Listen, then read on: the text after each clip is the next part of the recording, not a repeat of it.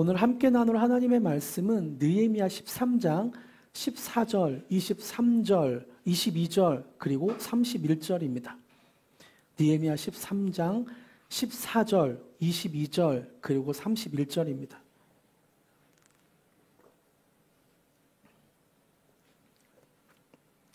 말씀을 이렇게 세 구절을 읽지만 저는 오늘 설교를 느헤미야 13장 전체를 가지고 함께 말씀을 나누려고 합니다. 말씀은 14절, 22절, 31절인데요. 14절을 제가 읽고 22절은 여러분이 읽고 32절은 함께 읽겠습니다. 14절 제가 먼저 읽습니다. 내 하나님이여 이 일로 말미암아 나를 기억하옵소서.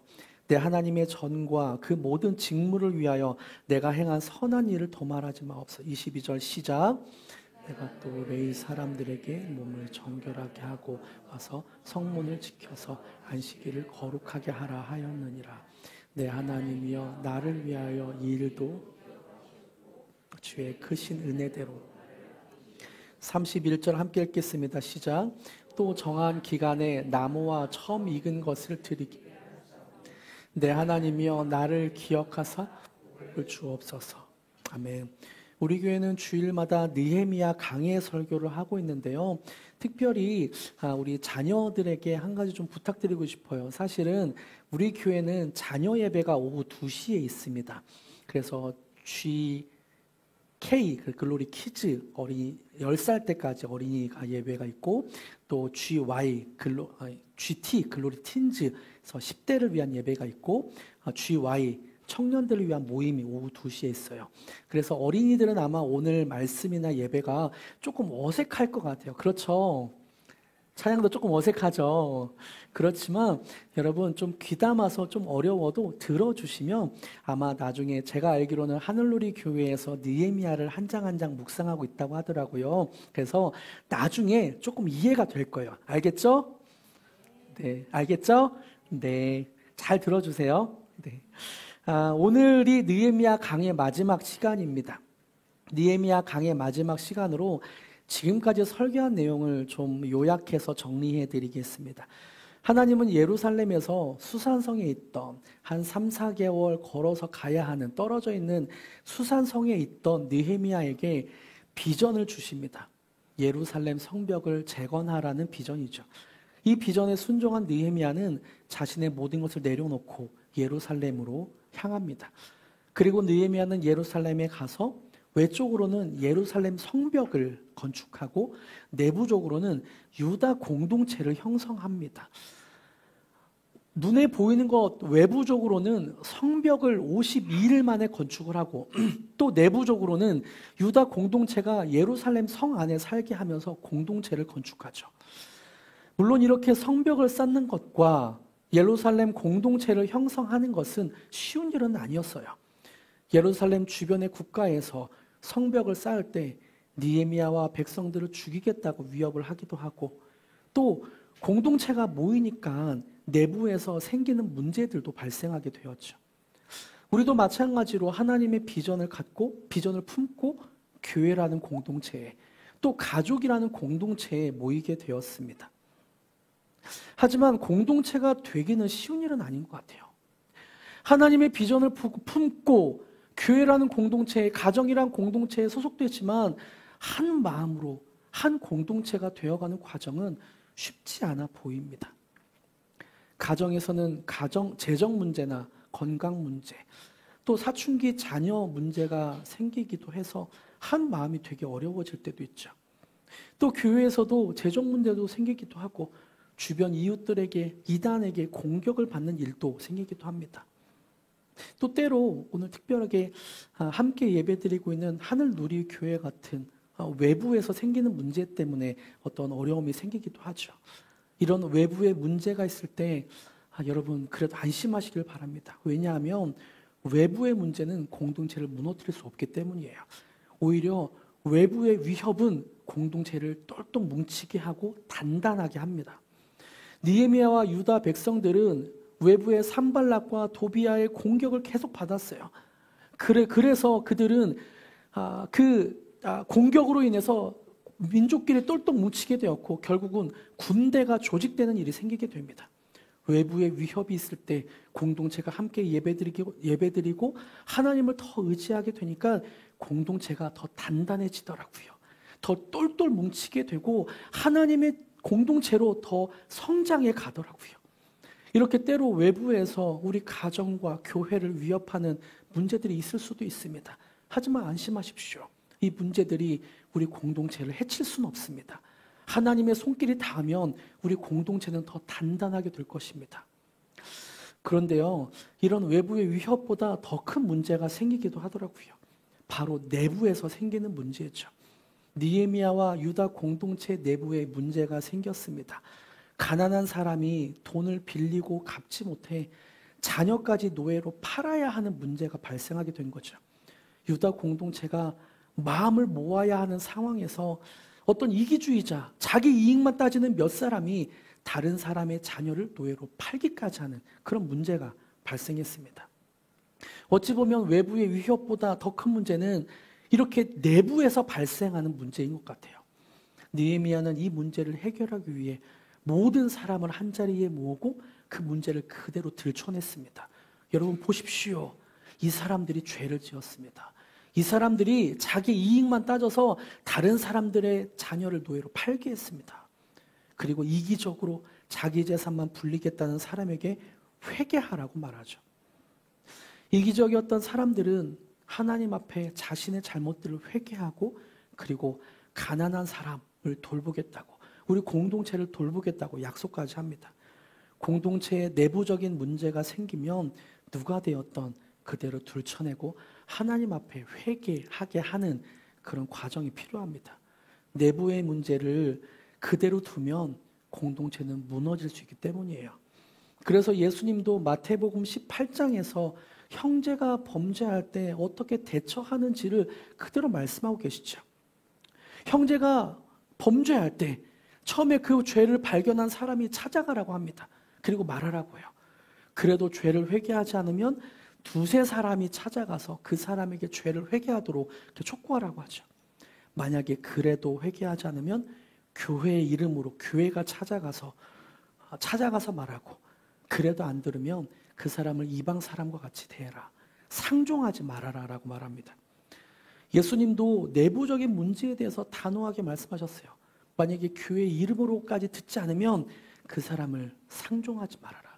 그 사람을 없는 사람 취급해라. 이렇게 안 하면 교회가 무너지기 때문입니다. 이렇게 느헤미야와 유다 백성들은 공동체가 되었습니다. 52일 만에 예루살렘 성벽이, 눈에 보이는 예루살렘 성벽이 완성되었고, 그리고 그 안에 유다 공동체는 그렇게 살아가면서 한 공동체가 되었어요. 이렇게 하나 되어가는 공동체에 하나님은 아주 특별한 일을 행하십니다. 바로 부흥을 주시죠.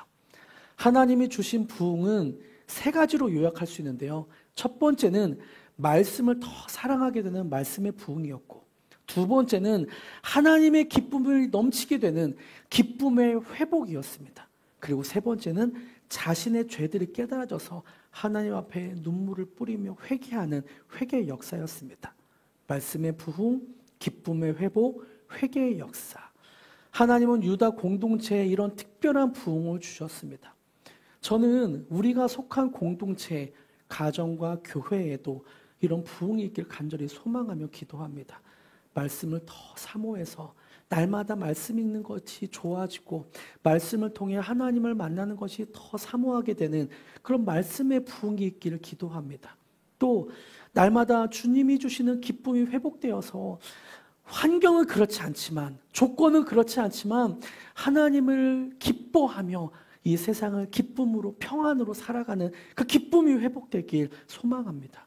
그리고 자신의 죄가 깨달아져서 하나님 앞에 회개하고 거룩해져 가는, 성화되어 가는 저와 여러분이 되길 축복합니다. 할렐루야. 이런 하나님의 부흥을 경험한 느헤미야와 유다 공동체는 하나님과의 언약을 새롭게 하죠. 이들이 언약을 세우는 것이 조금은 과하게 느껴져요. 왜냐하면 유다 공동체는 만약 하나님과의 언약을 어길 때에 하나님의 저주를 받게 될 것이라고 맹세까지 합니다. 그리고 서면에다가 자기 이름을 사인까지 해요. 유다 공동체는 하나님의 부흥을 경험하고 하늘로부터 오는 부흥을 경험하고 마음이 뜨거워져서 하나님 앞에 언약하며 사인하고 하나님의 이 언약을 내가 지키지 않으면 하나님의 저주를 받을 겁니다 라고 맹세까지 하죠. 이것을 보면서 우리가 생각해야 할, 고민해야 할 신앙의 원리가 있습니다. 우리 신앙은 항상 뜨겁고 항상 성령 충만한 것이 아니기 때문에 신앙의 어려운 시기를 준비해야 된다는 거죠. 신앙에는 밀물과 썰물이 있습니다. 밀물과 썰물이 있는 것 같아요. 하나님이 주시는 부흥을 경험하면 마음이 뜨거워지고 믿음이 좋아진 것처럼 여겨져요. 밀물이 확 들어오니까 밀물이 나를 덮쳐서 내 생각은 없어지고 하나님의 생각만 하게 되고 말씀이 달고 오묘하고 기도할 때마다 하나님으로 뜨거워지기도 합니다. 그런데요, 신앙의 썰물이 내 영을 확 빠져나가면 하나님이 나를 돌보지 않는 것처럼 여겨지고 세상에 나 혼자 덩그러니 사는 것처럼 느껴질 때도 분명히 있죠. 이런 신앙의 썰물을 마음이 뜨거워졌을 때, 신앙의 밀물 때에 준비하는 것이 중요합니다. 그 준비로 저는 신앙을 습관화하라고 조언 드리고 싶어요. 신앙의 습관은 굉장히 중요합니다. 믿음의 그 신앙의 밀물대에 신앙을 습관화해서 믿음의 썰물대를 준비하는 것은 굉장히 중요해요. 아침마다 큐티하고 시간을 정해 깊이 기도하며 예배를 빠지지 않는 것은 신앙의 열정에 있는 밀물 시기에 준비해야 돼요. 썰물 시기에는 하기 싫어지니까 그래요. 왜 운동하는 사람들이 이런 말을 하잖아요. 내가 운동 시간을 지키면 그 운동이 내 건강을 지켜준다. 마찬가지죠. 우리가 믿음의 습관을 지키면 그 습관이 우리의 신앙을 지켜줍니다. 믿음의 썰물 때에는 하기 싫어져요. 가만히 있어도. 그때 믿음의 밀물 때에 지켰던 그 습관들이 유지되고 있으면 썰물 때에도 어느샌가 모르게 그 신앙의 밀물로 닥치게 될 것입니다. 그래서 믿음의 신앙의 습관을 밀물 때에 준비하는 건 굉장히 중요하죠. 유다 공동체는 이런 신앙의 습관이 안 되어 있었던 것 같아요. 그래서 오늘 본문인 느헤미야 13장에서 신앙의 썰물이 찾아오자 유다 공동체 곳곳에서 문제가 발생하기 시작합니다. 내가 반드시 하나님과의 언약을 지키겠습니다. 맹세하고 안 지키면 하나님의 저주를 내가 받을 것입니다. 그렇게 사인했던 유다 공동체가 어느샌가 모르게 영적으로 타락하고 하나님의 언약을 깨뜨리고 죄를 저지르는 모습을 오늘 13장에서 그대로 보여주고 있습니다. 유다 공동체가 죄를 저지르는 모습을 4절과 5절에서 보여주고 있는데요. 4절과 5절을 같이 한번 읽어볼까요? 4절과 5절 시작.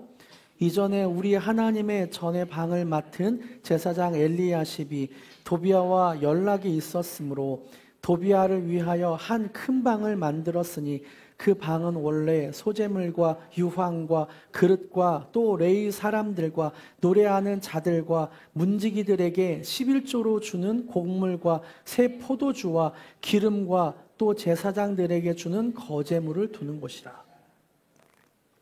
아멘. 유다 공동체에 생긴 문제, 유다 공동체가 짓고 있는 죄가 무엇입니까? 제사장 엘리야십은 성전에 도비아가 지낼 방을 만들어줬습니다. 성전에 도비아가 지낼 방을 만들어줬어요. 여러분, 도비아가 누구입니까? 느헤미야와 유다 공동체가 성벽을 건축할 때 비난하며 죽이겠다고 협박한 사람이 도비아예요. 그리고 도비아는 암몬 사람입니다. 여기서는 도비아가 암몬 사람이라는 게 중요해요. 왜냐하면 느헤미야 13장 1절에 암몬 사람에 대한 말씀을 이미 하고 있고 제사장과 모든 백성들은 알고 있기 때문이에요. 13장 1절을 볼까요? 그날 백성들이 듣는 앞에서 모세의 책을 큰 소리로 낭독했습니다. 모세의 책이란 하나님의 언약이죠. 그런데 거기에 암몬 사람과 모압 사람은 영원히 하나님의 회중에 들지 못한다는 기록이 나와 있습니다. 하나님의 언약은 무엇인가? 암몬 사람과 모압 사람은 영원히 하나님의 회중이 들지 못한다는 기록을 보았어요. 들었어요. 그런데 제사장과 유다 백성들은 암몬 사람인 도비아에게 하나님의 성전에 방을 만들어 주고 있는 거죠.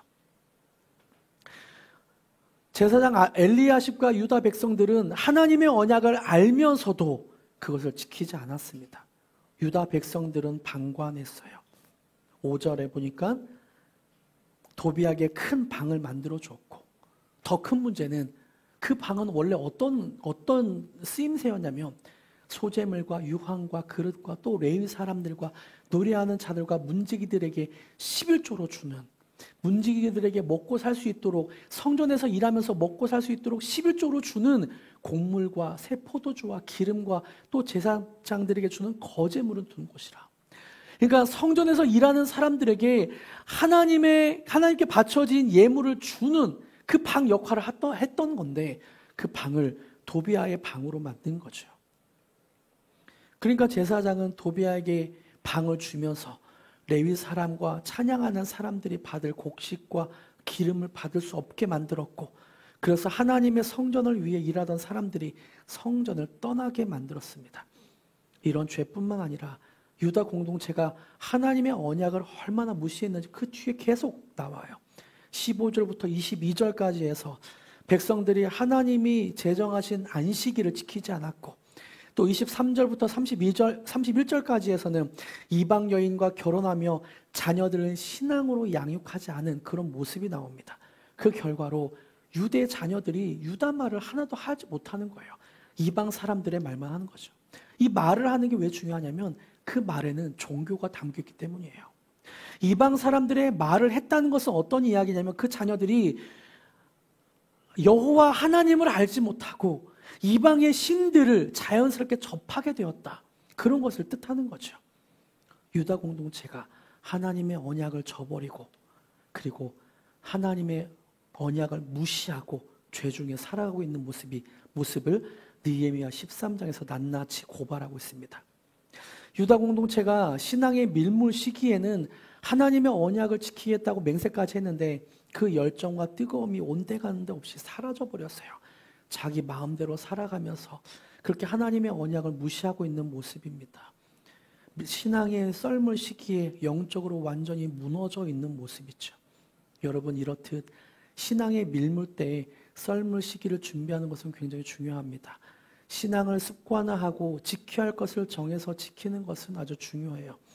오늘 우리는 차를 타고 교회에 도착했죠. 차를 타고 운전하면서 곧 교통법규를 지켰습니다. 그것은 너무나 당연해요. 만약에 그 교통법규를 지키지 않았다면 어떻게 됐을까? 신호등이 빨간불인데 내 마음대로 지나가고, 달리는 속도 제한이 50km인데 150km, 160km 달리면서 내 마음대로 그렇게 운전을 한다면 어떻게 될까요? 결국에는 교통사고가 크게 나서 다치거나 죽게 될 거죠. 마찬가지로 신앙의 밀물 시기에 신앙을 습관화하는 것은 교통법을 지키는 것 같은 역할을 합니다. 그래서 신앙의 썰물 시기가 왔을 때 우리의 신앙을 지켜주게 되죠. 느헤미야는 신앙의 썰물 시기에 신앙이 흐트러진 공동체를 그 이후에 계속 다시 세웁니다. 어떻게 세우는지 느헤미야 13장 8절과 9절에 나오는데요. 같이 한번 읽어볼까요? 우리말 성경으로 화면을 준비했습니다.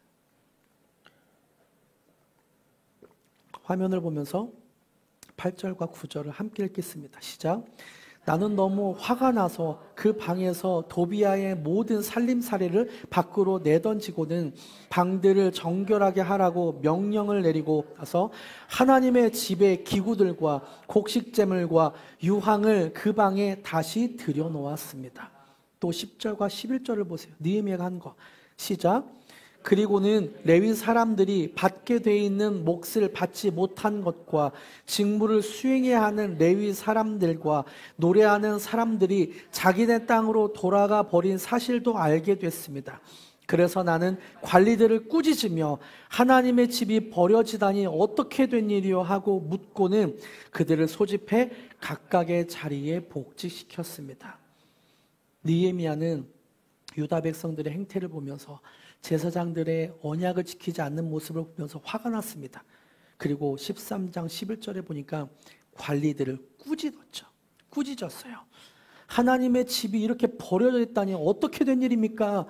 꾸짖었습니다. 그리고 레위 사람들과 찬양하는 사람들을 다시 모았어요. 또 느헤미야는 안식일을 지키지 않던 백성들에게 17절에 말씀하고 있어요. 유다 귀족들을 꾸짖으며 말했습니다. 당신들이 안식일을 모독하다니 이게 가당키 난 짓입니까? 또 25절도 보세요. 느헤미야는 이방 사람들과 결혼한 사람들을 꾸짖습니다. 꾸짖으면서 그 몇 사람을 때리고 머리채도 잡아당겼어요.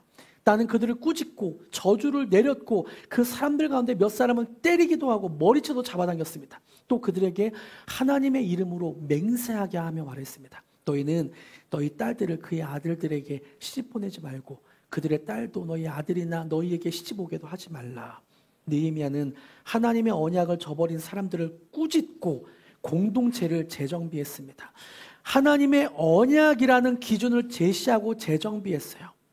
기준 없이 신앙의 썰물 시기에 마음대로 살아가던 사람들에게 하나님의 언약이라는 기준을 제시했습니다. 성전 안에 있는 암몬 사람 도비아의 물건을 다 밖으로 내던지면서 다시 성전의 기준, 언약이라는 성전의 기준을 재정비해주고 도망갔던 레위 사람들과 찬양하는 사람들을 모아서 성전의 기준을 다시 세웁니다. 안식일을 지키지 않았던 귀족들을 꾸짖고 안식일을 지키도록 다시 언약이라는 기준을 세워줍니다. 또 하나님과의 언약을 저버리고 이방 사람과 결혼했던 사람을 꾸짖고 때리고 머리까지 잡으면서, 이 머리 잡는 것을 오늘날로 하면 뭐라고 할까요? 머리 끄댕이를 잡으면서 그렇게 하나님의 언약이라는 기준을 다시 세워주죠. 여러분, 이렇듯 신앙생활에서 기준을 세우는 것은 매우 중요한 것 같아요. 느헤미야 당시의 기준이 하나님과의 언약이라면 오늘날 우리도 세워야 되는 기준이 있죠. 오늘날 우리가 세워야 되는 그 기준은 무엇일까요? 오늘날 우리가 그 기준대로 살아가야 될 그 기준은 무엇일까요? 오늘날 우리에게는 바로 말씀이라는 기준이 있습니다. 말씀은 우리에게 명확한 기준이 됩니다. 그래서 말씀은 라틴어로 캐논이라고 하잖아요. 캐논의 뜻은 고든 막대기, 자, 치수를 재는 자라는 의미도 있지만 바로 기준이라는 의미이기도 합니다. 말씀이 바로 기준이에요. 그래서 우리 삶의 기준은 바로 말씀입니다. 디모데후서 3장 16절과 17절을 보세요. 함께 읽어볼까요? 시작. 모든 성경은 하나님의 감동으로 된 것으로 교훈과 책망과 바르게 함과 의로 교육하기에 유익하니 이는 하나님의 사람으로 온전하게 하며 모든 선한 일을 행할 능력을 갖추게 하려 함이라. 모든 성경은, 캐논, 기준은 하나님의 감동으로 된 것으로 우리를 교훈하고 책망하고 바르게 하고 의로 교육하기에 유익하다라고 하고 있죠. 캐논이 우리 삶의 기준이 되어서 우리의 삶의 자처럼 치수를 딱 재주는 거예요. 이렇게 해야지, 너 이렇게 하면 안 돼, 꾸짖고 또 우리를 바르게 하고 의로 교육하게 유익하대요. 그리고 결국에는 우리를 어떻게 한다고요? 하나님의 사람으로 온전하게 해준다고요. 온전하게 하며 모든 선한 일을 행할 능력을 갖추게 해준다고 그렇게 말씀하고 있습니다. 이렇듯 신앙인은 말씀이라는 기준이 있는 사람입니다. 반면에 신앙이 없는 세상 사람은 기준이 없는 사람이죠. 세상 사람들은 본래 옳은 것과 그른 것의 기준이 없습니다. 그래서 세상 사람들은 방황을 해요. 그리고 세상 사람들은 기분이나 상황에 따라 움직여요. 자기 기분에 따라 움직이죠. 세상 사람들은 자기 기분에 따라, 자기 기분 내키는 대로 행동을 하고 상황에 따라 성공하고 싶어서 잘 먹고 잘 살고 싶어서 상황에 따라 움직입니다.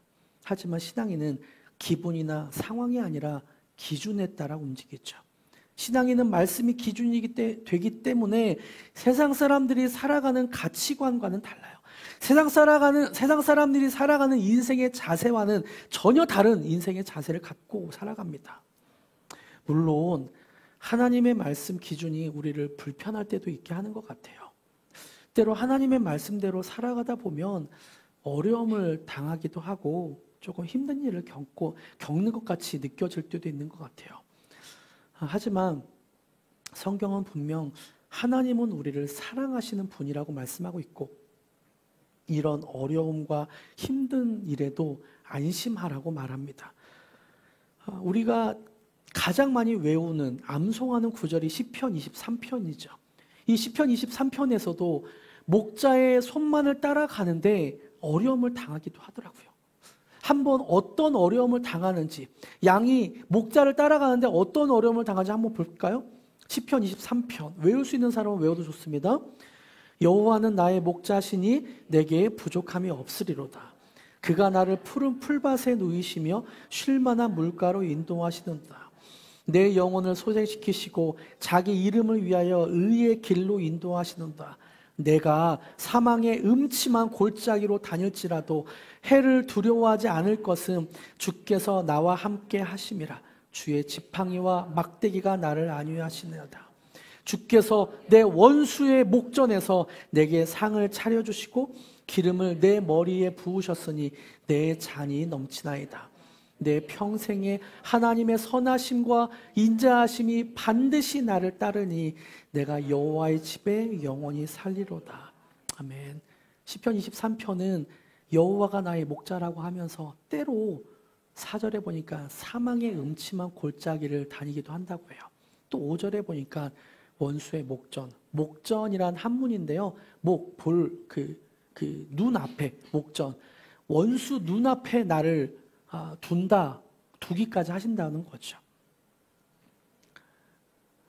여호와가 나의 목자가 되시는데, 요한복음에서는 선한 목자라고 하잖아요.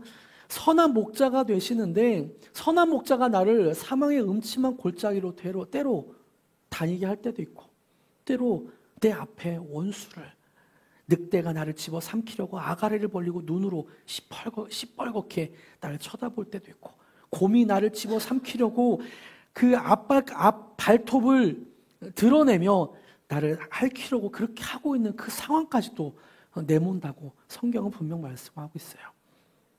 선한 목자는 양을 지키고 푸른 초장과 쉴만한 물가로 인도해야 되는 게 당연한데, 때로 우리를 그런 어려움 가운데, 말씀만을 따라가는데도 그런 힘든 상황 가운데 주게 한다는 거죠. 하지만 그럼에도 불구하고 염려하지 않을 것은 그때에도 분명하게, 사망의 음침한 골짜기에도 분명하게 주는 우리와 함께하고 있습니다. 그래서 주님이 우리와 함께 하셔서 지팡이와 막대기로 우리를 지켜주신다고 약속하고 있어요. 또 원수의 목전에서 원수 앞에 우리가 놓여있다 할지라도 안심해도 되는 것은, 왜냐하면 선한 목자 되신 여호와가 우리의 마음에 편안한 마음을 주시고 상을 주신다고 되어 있는데요. 이것을 한국말로 정확하게 번역하면 밥상을 차려주신다는 의미입니다. 밥을 먹으라고 밥상을 주세요. 원수가, 늑대가 아가리를 벌리고 우리를 집어 삼키려고 하면 두렵잖아요. 그리고 우리는 빨리 그곳을 도망가야 되죠. 그런데 여호와가 우리의 목자가 되시니까 그 앞에서 상을 차려주시고, 괜찮아 밥 먹어, 괜찮아 밥 먹어. 왜냐하면 내가 선한 목자야, 널 지키고 있어, 그렇게 하신다는 거죠. 시편 23편 1절에서는 하나님을 선한 목자로 둔 사람은 사망의 음침한 골짜기로 다닐지라도 원수의 목전에서도 이렇게 고백한다고 말합니다. 여호와는 나의 목자시니 내가 부족함이 없으리로다. 여호와는 나의 목자시니 내가 부족함이 없으리로다. 여러분, 우리가 믿는 하나님은 어떤 분이십니까? 우리가 믿는 하나님, 베드로전서 5장 7절에서는 하나님은 우리 인생을 돌보시는 분이라고 말합니다. 같이 한번 읽어볼까요? 시작. 너희 염려를 주께 맡기라. 이는 그가 너희를 돌보심이라. 염려를 누구께 맡기라고요? 주께 맡기라. 왜냐하면 그가 우리를 돌보시기 때문입니다. 하지만 우리가 인생을 살다 보면 염려와 걱정이 생길 때도 있죠. 그래도 염려에 매일 필요가 없어요. 왜냐하면 하나님은 우리의 좋은 아버지가 되셔서, 선한 목자가 되셔서 그 염려를 받아주시겠다고 말합니다. 그 좋은 목자에게, 좋은 아버지에게 그렇게 하나님을 좋은 아버지라고 믿는 사람은 마태복음 6장 6절에서 이렇게 행동을 해요.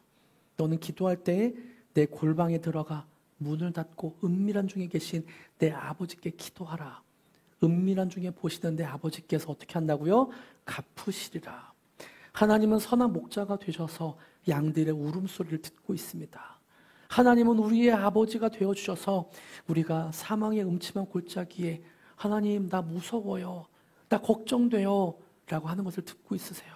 그리고 원수의 눈앞에서 하나님 저 사람이 나를 해치면 어떡하죠? 라는 그 신음소리를 하나님은 분명 듣고 있다고 말씀하고 계세요. 그리고 어떻게 하신다고요? 갚아주신대요. 온 세상을 창조하신 하나님이 우리의 걱정과 염려를 들으신다고 말씀하십니다.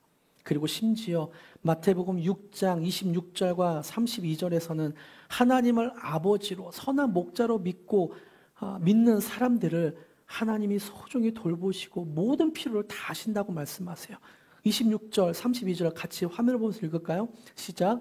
공중의 새를 보라. 심지도 않고 거두지도 않고 창고에 모아들이지도 아니하되 너희 하늘 아버지께서 기르시나니 너희는 이것들보다 귀하지 아니하냐. 32절.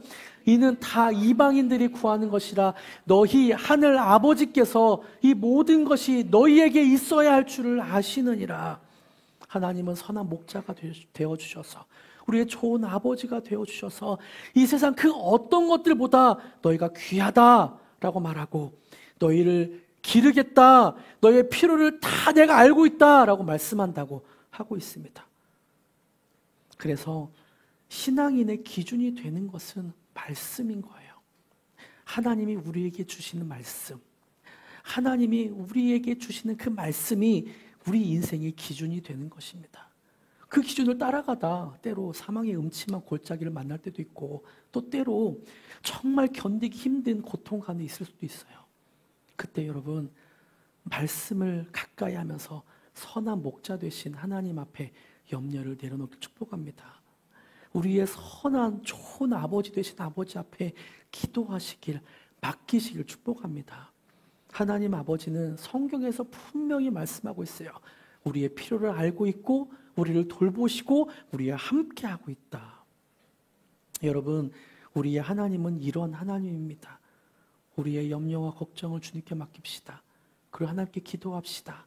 그리고 좋은 하나님을 성경을 보면서 말씀을 읽으면서 그렇게 따라갑시다. 함께 아무것도 두려워 말라 찬양하시면서 그런 하나님을 선포하고 우리의 영을 향해 좀 그렇게 고백하고 선포하기를 바랍니다.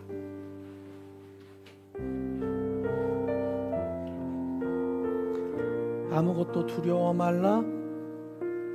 아무것도 두려워 말라. 주 나의 하나님이 지켜주시네. 놀라지 마라. 겁내지 마라. 주님 나를 다시 한번 고백합니다. 아무것도 두려워 말라. 아무것도 두려워 말라. 주 나의 하나님이 지켜주시네. 놀라지 마라. 겁내지 마라. 주님 나를 지켜주시네. 세망이 힘에 겨워 지칠지라도 주님 나를 지켜주시네. 세상의 엄한 풍파 몰아칠 때도 주님 나를 지켜주시네.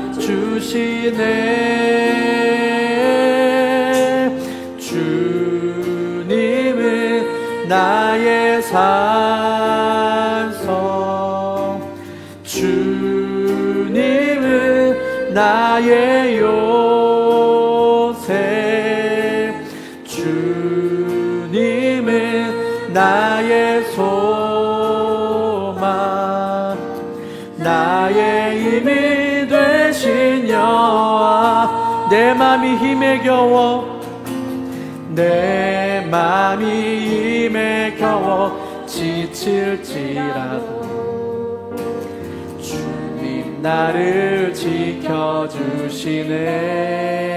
세상의 엄한 풍파, 세상의 엄한 풍파 몰아칠 때도 주님 나를 지켜주시네.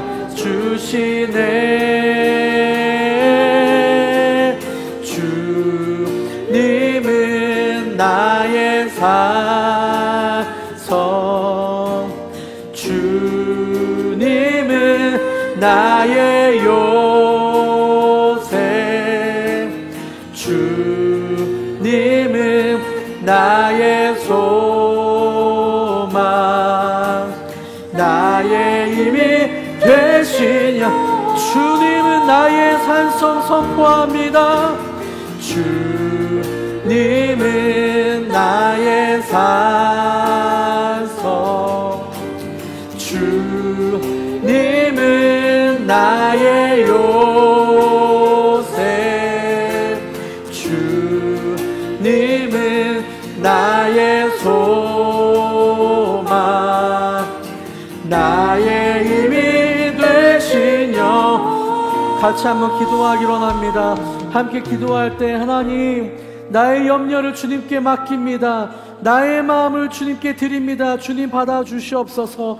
하나님, 우리의 염려와 고민과 걱정을 주님께 드리오니 주님께 받아주시고 우리를 돌봐주시고 우리를 지켜주시옵소서. 사망의 음침한 골짜기를 다닐 때에도, 원수의 목전에서도 주님 우리와 항상 함께 왔다는 것들이 느껴지고 우리가 알게 하여 주시옵소서. 믿음의 신앙의 밀물 시기에 썰물 시기를 준비하며 하나님을 더 많이 경험하게 하여 주시옵소서라고 다 함께 기도하기로 합니다. 기도하시겠습니다. 하나님, 우리가 주님 앞에 나아갑니다. 하나님의 은혜를 사모하며 나아갑니다. 하나님 말씀에서는, 우리의 인생의 기준이 되는 말씀에서는 하나님이 선한 목자가 되시며 우리의 좋은 아버지가 되신다고 말씀하고 있습니다. 하나님은 그것을 우리가 더 깊이 알고 느끼고 경험하기로 합니다. 하나님, 우리의 선한 목자가 되시며 좋은 아버지가 되십니다. 우리의 염려를 그래서 주님 앞에 내려놓고 그저 기도할 뿐입니다. 골방에 들어가 우리의 염려를 그저 기도할 뿐입니다. 하나님이 들어주시옵소서. 우리의 염려를 들어주시옵소서. 그리고 가장 선한 길로, 주님의 선한 길로 인도하여 주시옵소서. 우리의 삶의 기준이 말씀이오니 그 말씀을 따라갈 때에 주님 우리와 함께하여 주시고 우리를 인도하여 주시옵소서. 우리를 지켜주시옵소서. 오 주님 도와주시옵소서. 하나님, 우리가 주님 앞에 기도합니다. 하나님, 말씀이, 캐논이 우리의 삶의 기준이 됨을 믿음으로 고백합니다. 하나님 말씀으로 한 걸음 한 걸음 인도하여 주시옵소서. 때로 우리가 견디기 힘든 염려와 그런 상황, 걱정과 상황이 있을 때에도 하나님이 우리와 항상 함께하여 주시옵고, 주님 우리 말씀을 읽는 중에 그리고 말씀을 묵상하는 중에 주님이 우리 옆에 있다는 것이 깨달아지게 하여 주시옵소서. 그래서 하나님, 신앙의 썰물 시기에도 믿음을 습관화하며 그렇게 지키고 있는 사람들에게 찾아가 주셔서 항상 속삭여 주시고 말씀하여 주시고 주님의 음성을 허락하여 주시옵소서. 일주일을 살아가는 동안 주님이 우리와 항상 함께하여 주시고 우리에게 주의 힘을 더하여 주시옵소서. 그렇게 하실 주님을 찬양하며 예수님의 이름으로 기도드립니다.